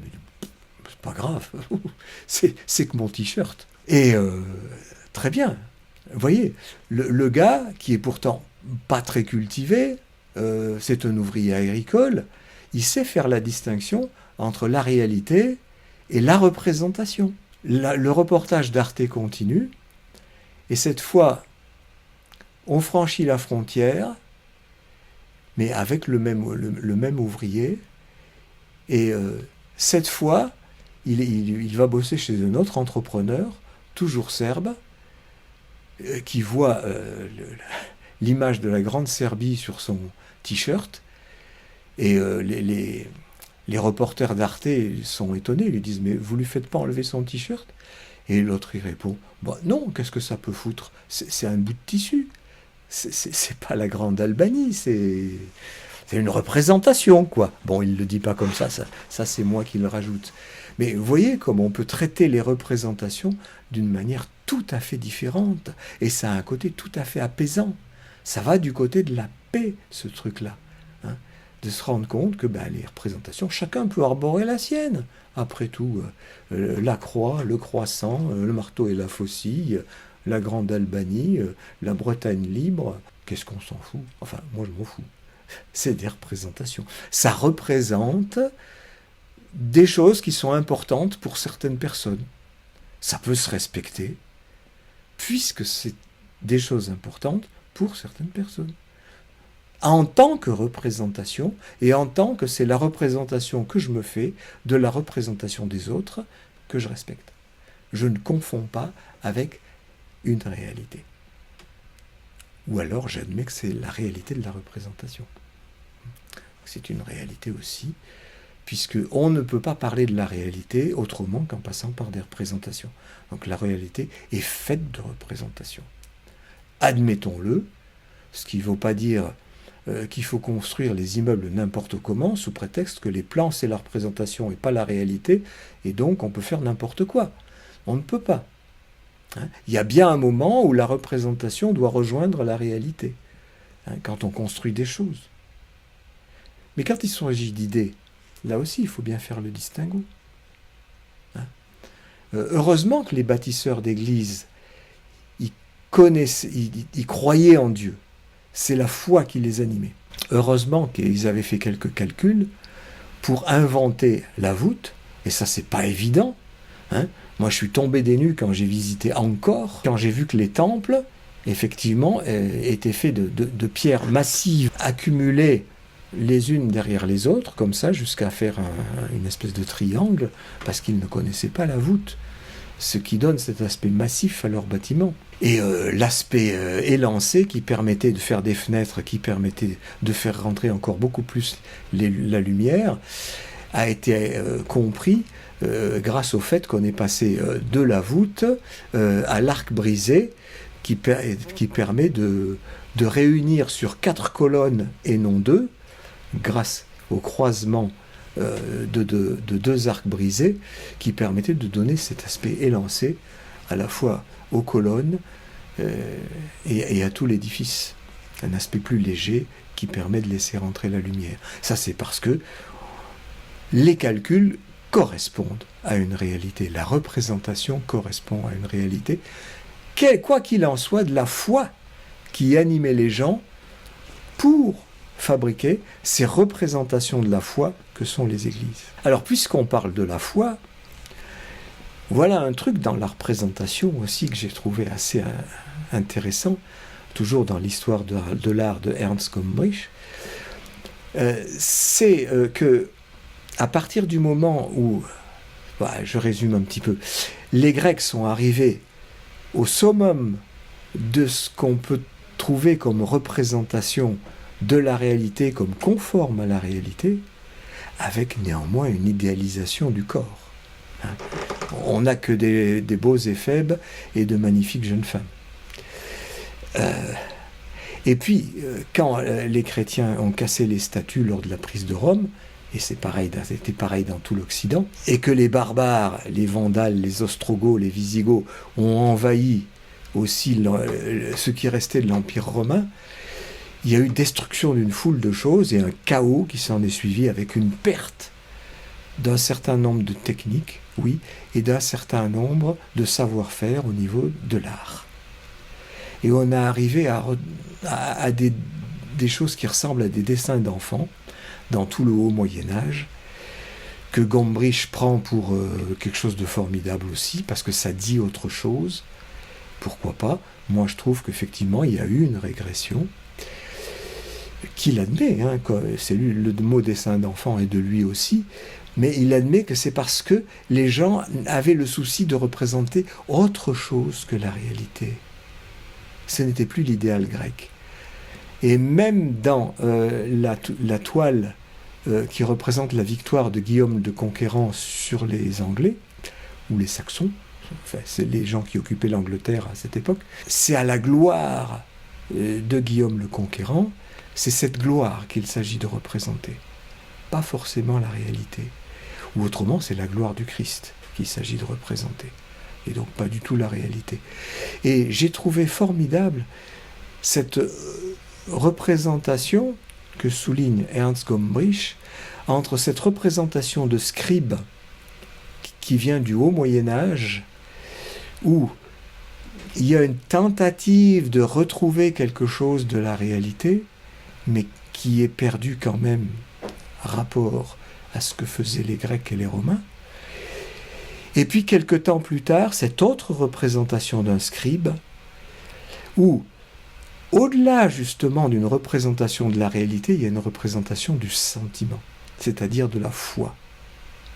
C'est là où je peux admettre que la foi, la croyance, c'est de l'ordre d'un sentiment, c'est de l'ordre d'un trou, qui est représenté ici par une surface, c'est-à-dire tous les plis du vêtement, qui sont tellement nombreux, tellement serrés, qui viennent s'ajouter aux plis du visage du scribe, qui sont tellement exagérés dans quoi? Dans l'effort que le scribe fait pour transmettre l'histoire sainte. Tellement il en est imprégné, tellement il est dans la croyance, tellement il est dans le sentiment. Donc c'est ça, cet art-là cherche plus à représenter la réalité, mais la réalité du sentiment. Parce que c'est une réalité aussi. Même si on croit en un Dieu auquel je ne crois pas, il y a une réalité de cette croyance que je respecte en tant que telle, même si ce n'est pas la mienne. Et de toute façon, c'est un fait psychologique qui m'intéresse en tant que psychanalyste. Cette volonté de représenter le sentiment. Une volonté dont on va se détacher progressivement à la Renaissance pour essayer de retrouver les trouvailles de l'art gréco-romain, mais en allant encore beaucoup plus loin par l'invention de la perspective que les gréco-romains ne connaissaient pas. La perspective, qui est quoi? Je l'ai déjà dit, je vous renvoie dans la vidéo où je parle de l'invention de la perspective, je vous raconte ça très en détail, qui est quoi? Qui est faire un trou dans le tableau. Le trou de quoi? De la troisième dimension. Et comme je dis toujours que le trou, c'est le sentiment, pour les peintres, il s'agit de donner le sentiment de la réalité. C'est-à-dire effectivement faire un trou autour de la rondelle, ce que je dis depuis des dizaines d'années. Le trou de la perspective, c'est pas autre chose que ça. Le trou du sentiment de la réalité des objets, qui nous donne en même temps le sentiment esthétique, c'est-à-dire le sentiment du beau.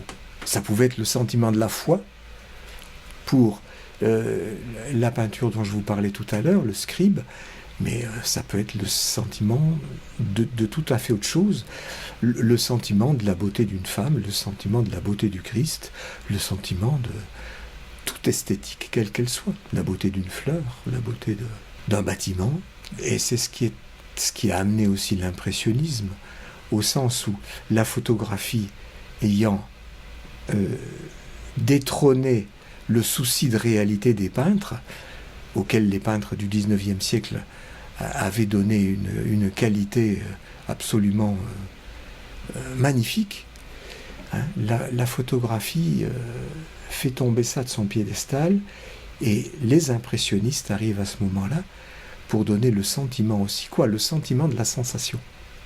De la sensation dans les organes des sens, la sensation de la lumière.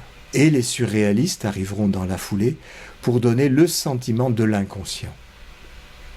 C'est évidemment ce que je préfère, puisque c'est mon sujet. C'est ce dont je m'occupe. Mais vous voyez que par différentes façons, la représentation en vient à proposer toujours le trou comme ce qui amène de l'intérêt. L'intérêt qu'on peut appeler le sentiment esthétique. Ou le sentiment, tous les sentiments, y compris l'angoisse de castration, spécialement dans les surréalistes. On ne va pas trouver de sentiment de castration chez les impressionnistes, ou au contraire, tout est fait pour ne voir que les objets. La réalité de la sensation, pas la réalité.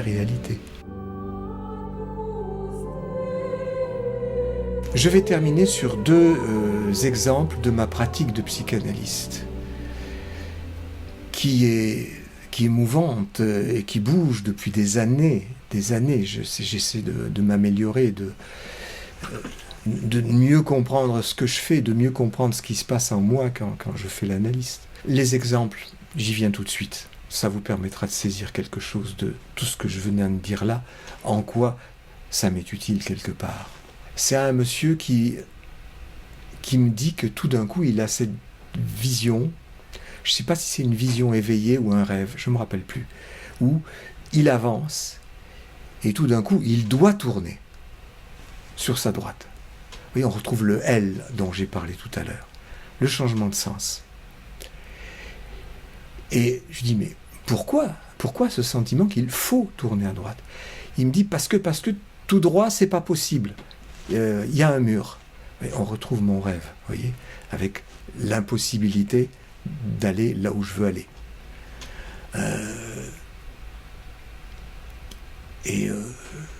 Je lui demande, ah bon, mais qu'est-ce que ça pourrait être pour vous, ce mur?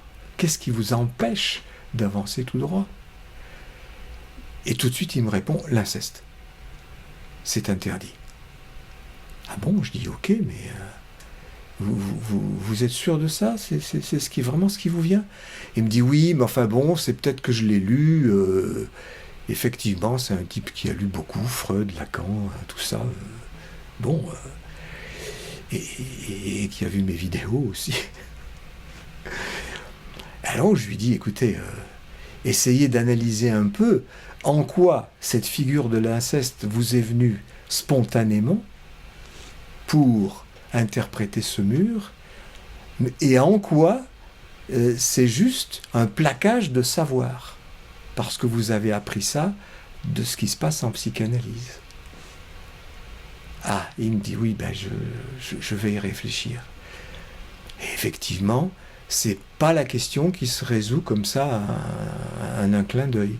Et d'ailleurs, il ne s'agit pas d'y donner une réponse définitive comme ça, là, tout de suite. Il s'agit juste de réfléchir entre ce fait même que ça pourrait être un plaquage, c'est-à-dire une croyance en une religion psychanalytique, et le fait que ça pourrait être effectivement quelque chose qui lui remonte de la petite enfance, comme moi dans mon rêve, c'est-à-dire la perception de l'interdit de l'inceste, qui fait changer le sens de la vie.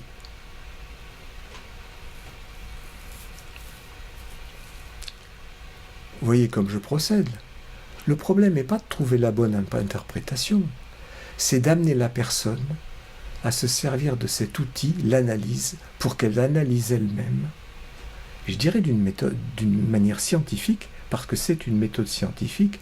En quoi est-ce qu'on se leurre là, ou en quoi est-ce qu'il y a vraiment quelque chose de vrai? Quoi qu'il y ait une vérité du leurre. Comme je disais tout à l'heure, il y a une vérité de la croyance. Il est vrai que je crois. Ça ne veut pas dire que ce en quoi je crois est vrai. C'est toujours l'intérêt d'en référer à la représentation. Et mon intervention, là, visait justement à interroger les représentations. Quelle est l'origine de la représentation? L'idéologie, la religion, la croyance, fut-elle une croyance en la psychanalyse? Ou, effectivement, un vieux souvenir refoulé qui s'est niché dans ce qu'on appelle aujourd'hui le surmoi.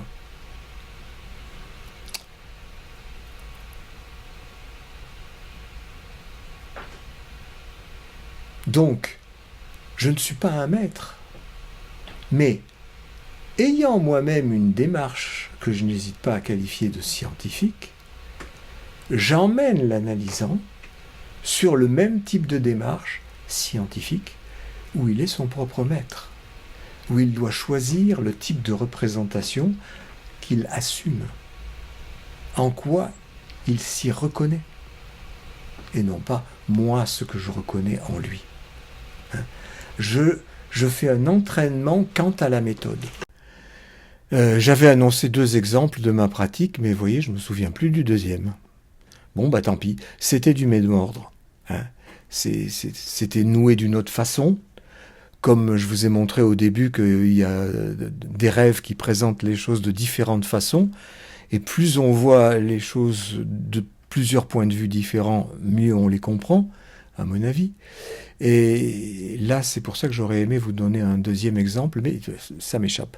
Mais disons que je travaille vraiment de plus en plus souvent comme ça, en pointant le fait que nous sommes dans le domaine de la représentation. Je vous ai indiqué tout à l'heure, ça sera à la place de mon deuxième exemple, en quoi l'art, finalement, nous mettait devant le nez, de face ou de profil, que le trou est nécessaire à l'intérêt. Enfin, que le trou et l'intérêt, c'est la même chose. Le trou, le sentiment, l'intérêt, le symbolique, c'est la même chose. L'intérêt de l'artiste, c'est d'attirer l'intérêt du spectateur. Donc, il faut qu'il fasse du trou. Et comment fait-on du trou? Je vous ai indiqué quelques moyens tout à l'heure, chez les impressionnistes, chez les surréalistes, chez les Égyptiens, le haut Moyen-Âge, etc. Je voudrais cette fois vous passer quelques exemples d'humour. Parce que l'humour, c'est faire du trou. Ça sollicite notre intérêt, évidemment. Ça sollicite notre intérêt. Pourquoi? Parce que ça vient, alors disait Freud, ça vient mettre sous notre nez, de profil ou de face, ce qui est refoulé. C'est un autre qui nous le met sous le nez, donc on n'a plus besoin d'utiliser cette énergie pour le refoulement. Donc c'est pourquoi souvent les blagues, l'humour tournent autour du sexe et de la mort. Mais d'une manière plus générale, je dirais qu'il s'agit de quelque chose qu'on a idéalisé, qui est tout d'un coup précipité dans une position beaucoup plus modeste, voire humiliante. Ça fait rigoler. Quelqu'un qui tombe, c'est pas très sympa, mais on rigole. On rigole pourquoi? Parce que c'est pas nous qui sommes tombés. Voilà. Il arrive une tuile à quelqu'un d'autre. Il se peut que, politiquement correct, nous disions « mon pauvre ami, quel dommage », et puis qu'on se réjouisse par en dessous, d'une manière tout à fait inconsciente, ne serait-ce qu'en se disant « ouf, c'est pas à moi que ça m'arrive ». Que ça soit une catastrophe amoureuse, financière ou accidentelle, peu importe. C'est passé de l'idéalisation à la catastrophe. L'idéalisation est du côté de Dieu, des religions, de la croyance. La catastrophe vient montrer en quoi ce n'était que de la représentation, puisqu'on peut représenter la même chose, mais cette fois avec un trou péjoratif autour. Je vous donne quelques exemples. D'abord, au niveau de la croyance, il me revient cette phrase qu'on trouve dans les évangiles « Seigneur, dis une seule parole et je serai guéri ». Ça, c'est de la croyance. Et c'est pourquoi tant de pratiques de médecine douce ou de psy machin quelque chose sont efficaces, encore une fois, sur le psychique ou sur le psychosomatique. Quand on y croit, ça marche. Alors, dans la religion chrétienne, une des phrases du credo, c'est « Je crois en la résurrection du Christ ». Je crois en la résurrection de la chair. Voilà. Donc voici, à la base, la résurrection du Christ, donc par Piero della Francesca. Vous voyez que le Christ qui, triomphant, sort de la tombe en tenant évidemment un étendard, le symbole ayant l'importance que je vous ai dit précédemment. Mais il sort du trou. C'est ça l'idée. C'est-à-dire que le trou qui est angoissant, qui peut être le trou de la mort en tant qu'il fait métaphore du trou de la castration, eh bien devient rempli par quelque chose, le corps du Christ qui s'érige hors de la tombe, comme le phallus s'érige au-dessus d'une vulve. Et vous voyez que les soldats sont représentés devant cette tombe, tous endormis.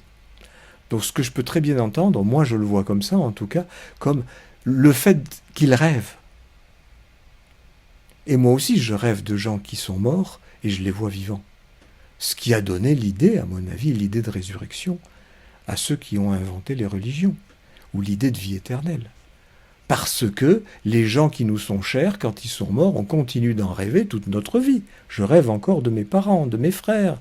C'est une façon de nier la mort, de nier ce trou, par le trou qui est autour de l'intérêt que j'ai porté à ces gens, mes parents, mes frères, mes petites amies, etc. Alors là, c'est noble, hein. C'est pas pour faire rigoler.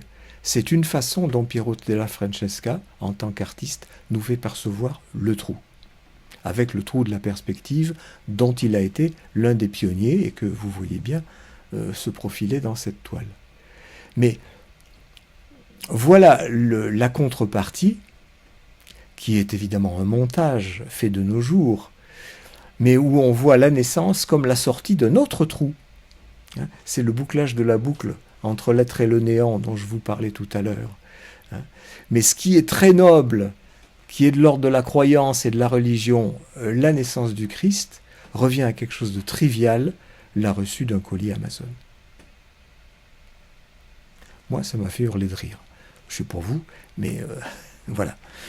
C'est la chute du piédestal, la chute dans le trou, pour nous représenter un autre trou dans ce qui peut avoir de dérisoire par rapport au noble trou de la tombe du Christ, voire de l'utérus de Marie. Et cette fois-ci, c'est à l'idéal grec que cette œuvre fait un sort. C'est encore un montage, évidemment. Mais l'idéal de la beauté grecque dont je parlais tout à l'heure, qu'on peut voir dans les statues, ce discobole, cet autre personnage qui a l'air d'apprécier l'effort du discobole pour ranger les assiettes dans le lave-vaisselle. Vous voyez, on passe de l'idéal olympique, l'idéal esthétique, l'idéal sportif, à un truc trivial qu'on fait tous les jours, remplir le lave-vaisselle. Voilà, ça fait rigoler. En même temps que c'est très beau. Encore une façon dont l'artiste nous fait voir le trou dans la structure humaine, tout simplement. À savoir, ici, le trou qu'il y a, l'écart qu'il y a entre la position idéale et la position triviale, mais qui est représenté aussi par le trou de la machine à laver. L'interprétation qui me vient aussitôt est aussi triviale, à savoir qu'il s'agit de rentrer le truc de l'athlète masculin dans le trou de la machine féminine. C'est un acte sexuel qui est représenté avec son risque, c'est-à-dire qu'il y a des assiettes cassées de temps en temps, c'est-à-dire de la castration, qui se manifeste quelquefois par de l'impuissance ou du peine à jouir. Donc ça fait rigoler parce qu'il nous le met sous le nez alors qu'on n'a pas envie d'en parler. Ni de lave-vaisselle, ni de la vaisselle comme tracas de tous les jours, ni de l'acte sexuel comme échouant parfois. Ou réussissant parfois d'ailleurs, ça fait partie de toute façon des choses difficiles à parler. Nous revenons à l'idéal chrétien, représenté dans ce bas-relief.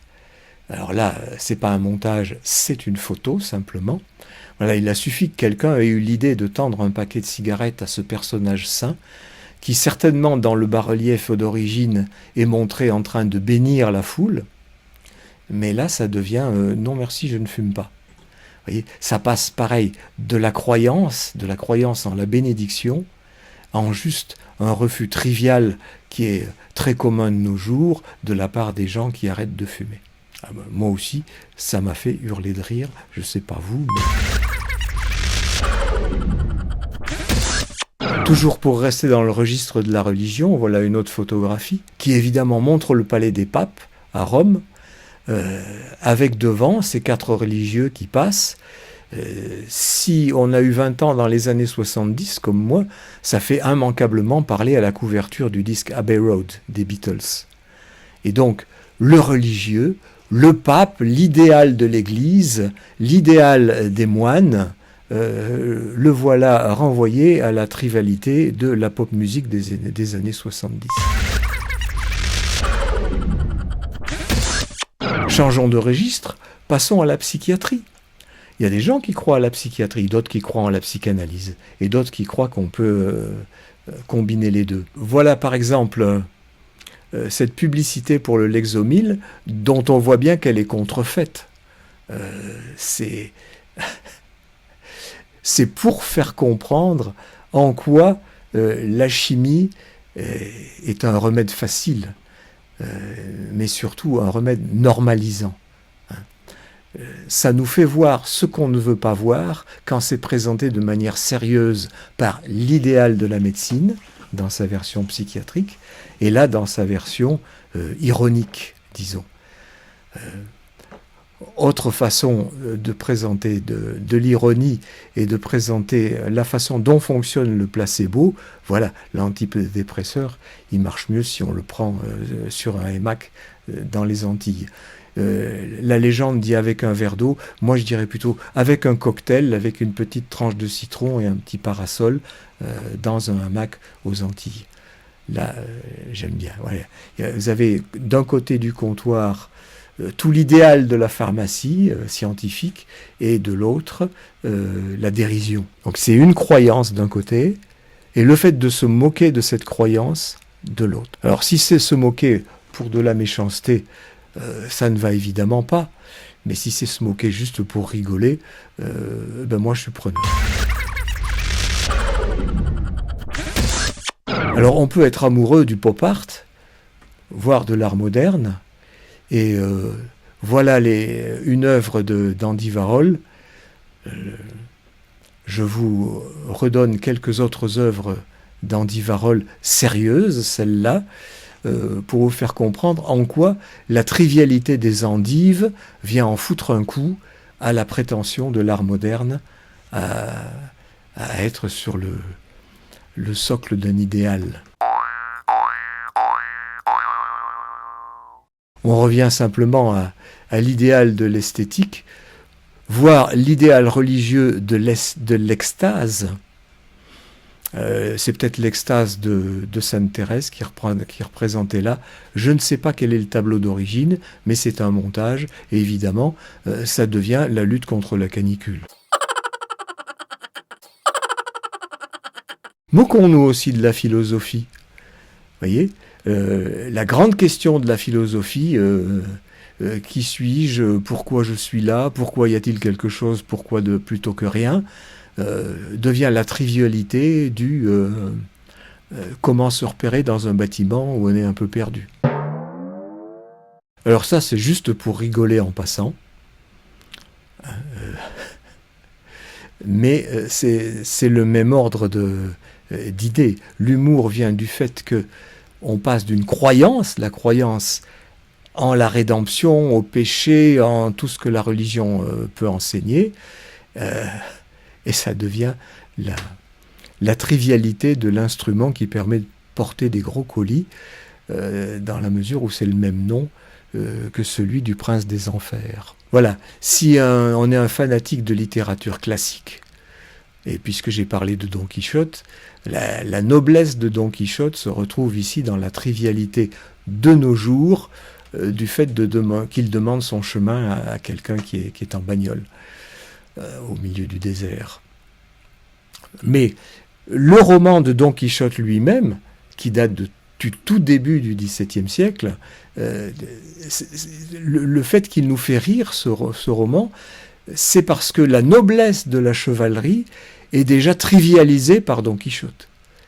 Il n'a pas un casque, il a un plat à barbe sur la tête, il n'a pas un fier destrier, il a une rocinante, il n'a pas une dulcinée, il a une personne qu'on ne voit pas, et ainsi de suite. À chaque fois, on tombe d'un cran dans la perte d'idéalité. Et donc, on tombe dans le trou de plus en plus. Et ça nous soulage et ça nous fait rire. Alors, si on est amoureux de l'amour, du romantisme, voilà, nous avons là aussi le trou dans l'image qui nous fait comprendre en quoi c'est franchement pas facile de trouver l'âme sœur. D'autant plus que trouver l'âme sœur, ça consiste à se retrouver face au trou de la castration. Fatalement, que l'on soit homme ou femme. Et voilà ce qui arrive à l'amour dans ces cas-là. Alors si on est amoureux, toujours pareil, du romantisme et des contes de fées, les histoires de la princesse et la grenouille, là voilà une femme qui sans doute émarge à MeToo ou à Balance ton porc, effectivement, elle nous dit une vérité de la condition féminine dont il est très peu parlé,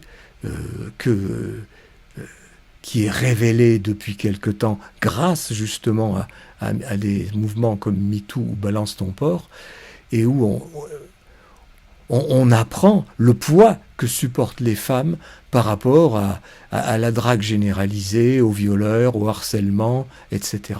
Ouais, elle préfère un crapaud qui parle, et parfois, elle a bien raison. Enfin, si on croit à la psychanalyse, voilà une façon de se moquer de la psychanalyse.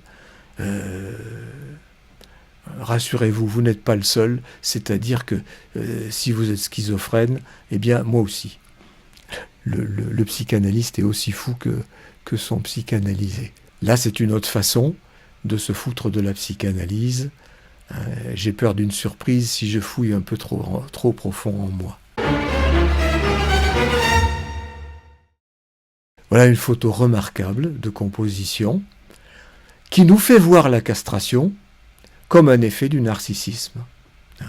C'est-à-dire qu'il y a quelque chose là entre les jambes de la fille qui est un chemin qu'on aimerait bien parcourir, mais qui en même temps nous indique qu'il n'y a rien sur le chemin. Il n'y a personne, le chemin passe à côté de la fille.